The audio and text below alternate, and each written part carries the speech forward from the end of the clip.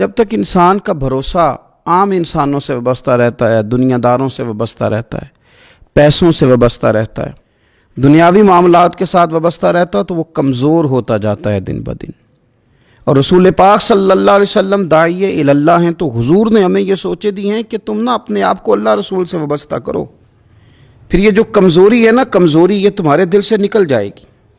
ہم دیکھتے ہیں کہ آج بہت سارے لوگ ایسے ہیں جو مایوسی کی گفتگو کرتے ہیں، اگر غریب ہو گئے ہیں تو تب بھی ان کے جملوں میں معاذ اللہ مایوسی ہے، کہیں بیمار ہو گئے ہیں تو پھر بھی وہ گھبرائے سے ہیں، وہم کا شکار ہیں، اگر کسی جگہ کوئی آزمائش ان پر آ گئی ہے تو بھی مختلف توہمات کا وہ شکار ہو جاتے ہیں۔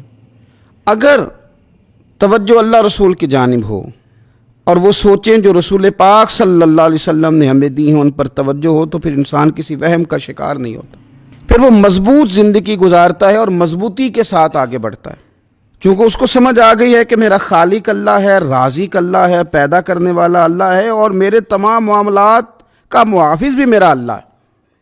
پھر وہ کمزور نہیں پڑتا، پھر وہ زیادہ امیدیں لوگوں سے وابستہ نہیں کرتا، دنیا داروں سے، سیٹھوں نوابوں سے زیادہ امیدیں نہیں وابستہ کرتا، پھر اس کی امیدیں اللہ سے اور اللہ والوں سے۔ پھر وہ اللہ رسول کی بارگاہ میں اپنے آپ کو پیش کر دیتا ہے۔ حدیث مبارکہ ترمذی شریف میں موجود ہے، راوی حضرت عبداللہ ابن مسعود رضی اللہ تعالیٰ عنہ ہیں۔ ذرا حضور صلی اللہ علیہ وسلم کے تربیت کرنے کا انداز دیکھیے گا۔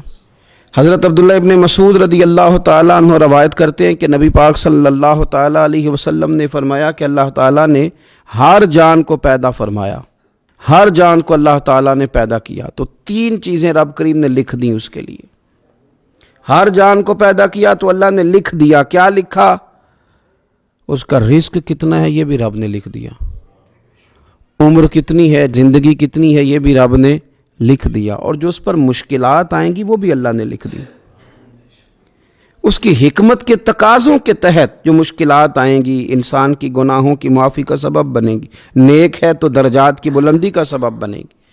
تو جو مشکلات اس کی طرف آئیں گی، جو مصیبتیں، بیماریاں، تنگیاں، وہ سب اللہ تبارک و تعالیٰ کی حکمت کے تقاضوں کے تحت آئیں گی۔ اب انسان یہاں گھبرایا رہے، مایوس ہو جائے۔ ایک بات اب ذرا یہاں صوفیاء کہتے ہیں، وہ بھی سمجھنے والی ہے، وہ کہتے ہیں کہ اصل بات یہ ہے کہ جس رب کی طرف سے تو کرم قبول کرتا ہے نا، اس کی طرف سے آزمائش بھی قبول کر۔ وہ کریم جو تیرے اوپر رحمت کے دروازے کھولتا ہے، کبھی اپنی حکمت کے تقاضوں کے تحت تجھے کسی مشکل میں ڈالے تو اسے بھی تھوڑا سا قبول کر۔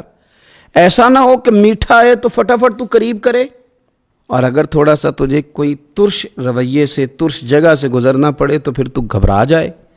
تو اپنے مالک کے سپرد جب اپنے آپ کو کر دے گا، پھر تیری طبیعت سکون میں آ جائے گی، تیرا قلب ٹھنڈک میں آ جائے گا۔ محمود غزنوی رحمۃ اللہ علیہ مالٹا کھا رہے تھے، ایک ٹکڑا اس کا، ایک خاش اس کی اپنے ہاتھ سے نکال کر کے ایاز کو کھانے کے لیے دی، ایاز فٹافٹ کھا گیا۔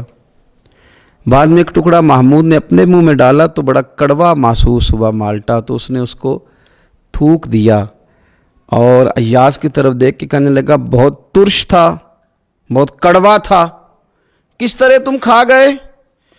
اللہ اکبر۔ تو ایاز نے جو بات کی وہ ہمیں سمجھاتی ہے کہ بندے کا رشتہ کس طرح کا ہونا چاہیے۔ ایاز کہنے لگا آقا ساری زندگی تیرے ہاتھوں سے میٹھے کھائے، آج ایک کڑوا آیا تھا تو میں اگر اسے تھوک دیتا، یہ کو آئینے وفاداری تو نہ ہوا۔ انسان کو اللہ کی طرف سے نعمتیں آتی جائیں، رحمتیں آتی جائیں، تندرستیاں آتی جائیں، لیکن کسی جگہ ذرا کمزوری دیکھنی پڑے تو انسان اس جگہ ٹھہر جائے، اس جگہ وہ گھبرا جائے، وہم کا شکار ہو جائے، پتہ نہیں کیا ہو جائے گا، ان چکروں میں پڑ جائے، تو یہ بات درست نہیں ہے۔